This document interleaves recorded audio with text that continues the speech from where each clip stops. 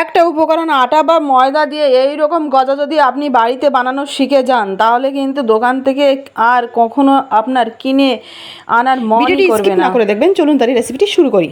একটা গামলার মধ্যে 2 বাটি ময়দা নিয়ে নিলাম, আর এই ময়দার মধ্যে দিয়ে দিচ্ছি 2 চুটকির মতন বেকিং সোডা, 1 চামচ চিনিও দিয়ে দেবো। এবার আমি এখানে 2 চামচ উপর বাটার মেল্ট করে নিয়েছি, সেটা আমি ময়দার মধ্যে ঢেলে দিলাম। এবার আমি ময়দা, বাটার, বেকিং সোডা, চিনি ভালো করে একটু মিশিয়ে নেব। সবকিছু একত্রে একটু ভালো করে মেশানোর পরে ময়দাটা হাতের মধ্যে নিয়ে এইভাবে মুট করে দেখতে হবে যে এটা এরকম মুট হচ্ছে কিনা। ময়দাটা এরকম যদি হয় বুঝতে হবে ময়ামটা একদম ঠিকঠাক হয়েছে। এবার আমি এই ময়দার মধ্যে অল্প অল্প করে জল মেশাবো, আর এই ময়দাগুলো জলের সাথে এক জায়গা করে নিয়ে আসবো। এখন কিন্তু খুব মাখামাখি করব না, নাহলে কিন্তু গজাটা খাস্তা হবে না, চুপসে যাবে। তো এরকম জল দিয়ে কোনো মতে ময়দাটা আমি এক জায়গা করে নিয়েছি, খুব মাখাইনি। এবার আমি ডোটা 5 মিনিটের জন্য রেস্টে রেখে দেবো ঢাকনা দিয়ে ঢেকে।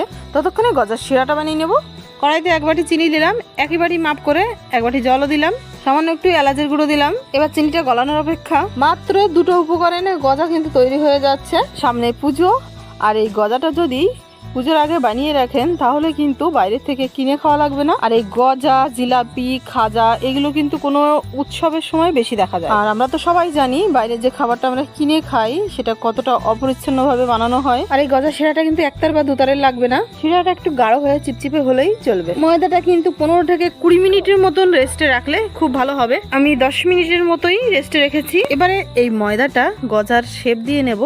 তার জন্য হালকা হাতে কোনো মতে বেলন দিয়ে একটু লেবেল করে নিতে হবে, বেশি চাপ দেওয়ার দরকার নেই। এরকম চৌকো শেপে এটা বেলে নিতে হবে। বেলার কাজটা খুবই হালকা হাতে করতে হবে, কোনো রকম প্রেসার দিলেও হবে না। আর এই বেলাটা কিন্তু এতটা মতন মোটা রাখতে হবে। এবার আমি ছুরির সাহায্যে গজাগুলো পিস পিস করে গজার শেপ দিয়ে নেব। আমি চৌকো করে গজাগুলি কেটে নেব।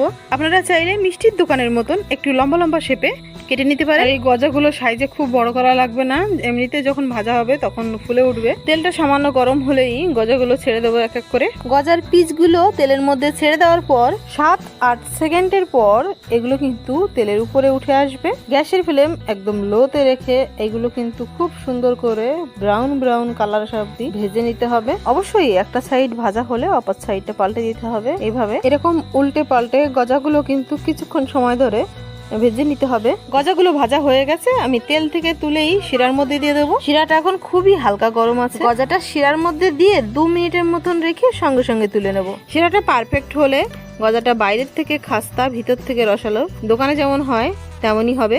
তো বন্ধুরা, ভিডিওটি দেখে আশা করি বুঝতে পেরেছেন গজা বানানো কতটা সোজা। এইভাবে গজার রেসিপিটা একদিন বাড়িতে বানান, খুব ভালো লাগবে। ভিডিওটি যদি একটু ভালো লেগে থাকে ভিডিওটিকে একটি লাইক করে চ্যানেলটিকে সাবস্ক্রাইব করতে ভুলবেন না। খুব ভালো থাকবেন, সুস্থ থাকবেন।